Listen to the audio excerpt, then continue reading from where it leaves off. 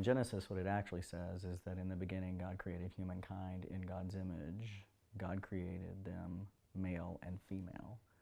So if God has created humankind in God's image, and that is male and female. God created us male and female in God's image. I said, that makes God transgender. I've now become the pastor who calls God transgender. And people, they either cheer at that or they consider it just blasphemous. They don't want to even think about the fact that God is anything other than the white male. I was actually born in Fort Worth at Carswell Air Force Base. My dad was in the Air Force. We moved around a lot when I was young. When I was in junior high, we ended up moving to Cleburne. Maybe a small town will be better to raise the kids, you know. I have a brother who's 6 years younger than I am, and so as it turns out, he's gay and I'm transgender, and so it was interesting. And here we were in Cleburne, Texas.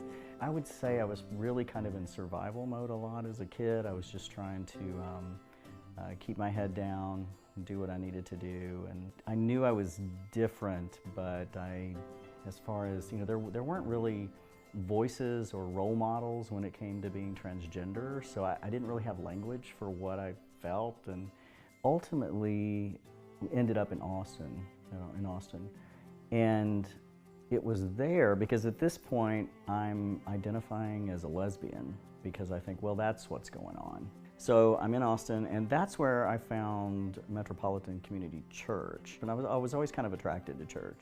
And I was kind of amazed by it, actually, and intrigued by it, because I didn't even realize that there was a church that really talked about the theology of inclusion and really was open to looking at, you know, solid academic interpretations of Scripture that really left a lot of room for the fact that it's not talking about homosexuality in the way that we talk about it, you know, now. And I just got really fascinated by that process and decided I wanted to be a part of that because so many people in our community were being just marginalized and oppressed and victimized and discriminated against.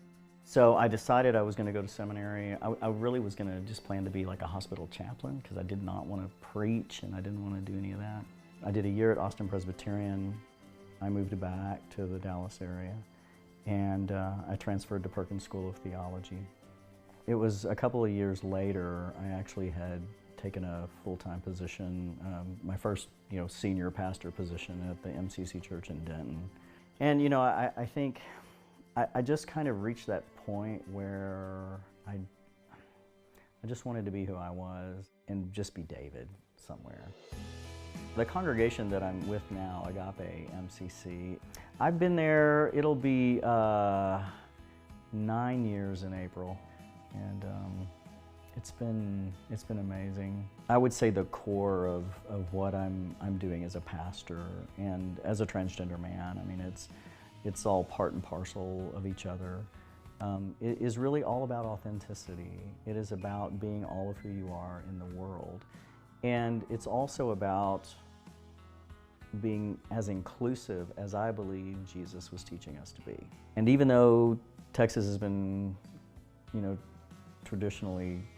recently traditionally conservative in nature, that's been an overwhelming positive response to the transgender community.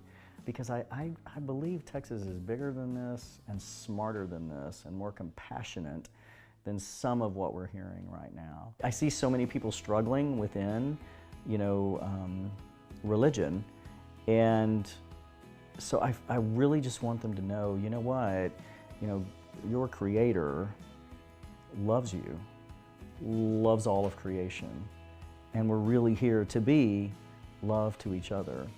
And that's just the point. You know, even Jesus says that's the point.